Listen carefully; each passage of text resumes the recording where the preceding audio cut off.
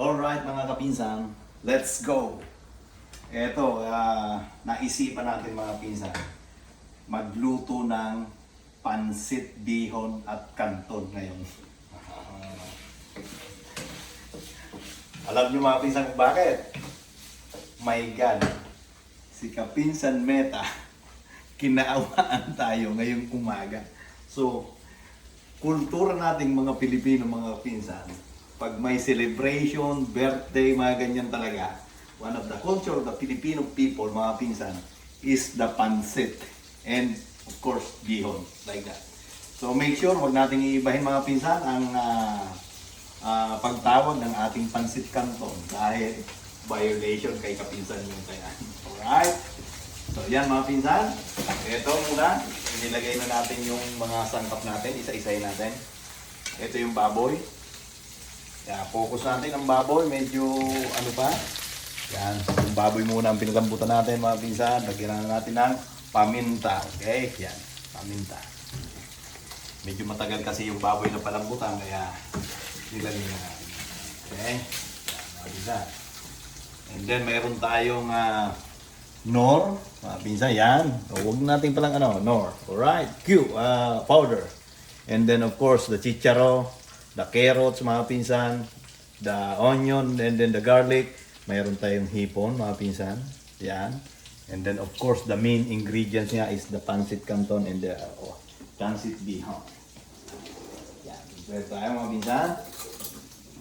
Okay. Ilagay mo dito kay kapinsan. Ayan! Mga ganyang tirada. Alright.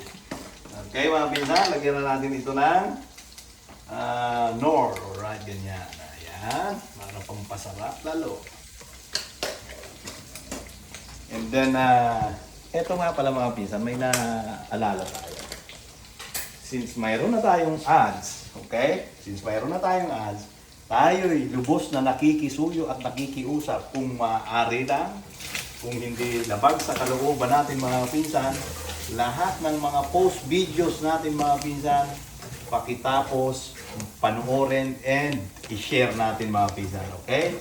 So yan, para nang sa ganon, of course, siyempre, mas marami tayong matutulungan mga pinsan later on. Nag-uumpisa pa lang tayo mga pinsan. Take note, okay? Yan. Lagyan natin ng dagdagan natin ng medyo mantika. Yan. Hindi, pinsan. Sige, tuloy-tuloy lang ang halo at tuloy-tuloy lang ang ligaya. Ganyan lang ang buhay natin mga pinsan. Ha? Okay. Sige, hanggat medyo antay natin na iba na yung magiging kulay. Yung pumuputok-putok na. Sandali, asaan yung takip? Obligado natin lagyan yung takip siya. Yan, para mas madali.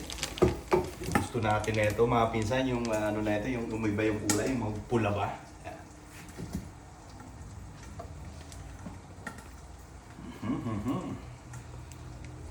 So siguro it takes more or less 10 minutes ito mga pinsan para maduto. Mabilis na lang kapag nakagaya kang mga ingredient lintik. Antuwa natin mga pinsan kanina. So syempre hindi natin maipaliwanag ang ating kasiyahan dahil yun ang ating gusto talagang abutin ay Kapinsan Meta. So nag-uumpisa pa lang tayo mga pinsan.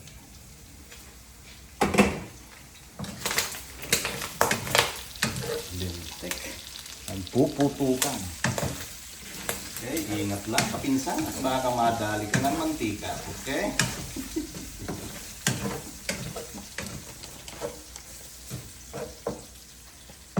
Alright, and then ilagay na natin mga kapinsan ang bawang. Yan, bawang. Medyo hatian lang natin ito. Ang sibuyas, huwag natin iubos kasi may lulutuin pa tayong isa mamaya. At sayang naman masisira yung green beans. Pag maraming ulam, pamigayan na lang natin pati sa kapitbahay. Kung sino man ang kapitbahay natin dyan, i-PM lang si Kapinsa. Yan mga pinsan, alright. So bukas, At 5 o'clock AM again, mag-live tayo. At pinag-iisipan natin mga pinsan kung isa or dalawa ang ating bubunutin para sa konting tulong galing sa atin. So hindi pa natin kumpirmado. So keep tune in kay Kapinsan mga pinsan, okay? Para nang sa ganun tayo laging updated. Nagulat tayo. Wow, ganun pala. So yung mga naririnig natin na mga sabi-sabi galing kay Map at kay Tess, siguro later on mapapatunayan mismo natin mga pinsan kung totoo siya o hindi. Sige lang, halo. Kulang pa. Gusto natin yung talagang mapula siya. Natin ilang minuto. Minutes check. 6 minutes mga pinsan. Okay? Running time 6 minutes.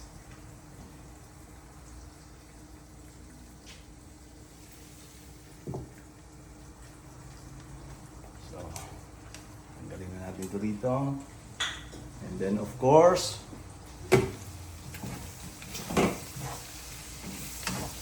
medyo ayos na ito, followed by hipon.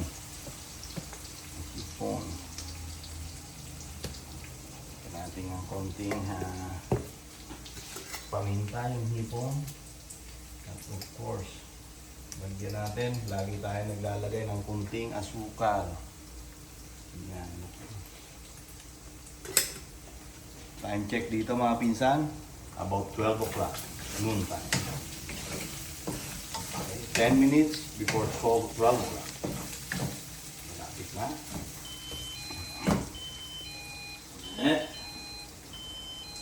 Oh my God. Cut muna natin mga pinsan at may bisita.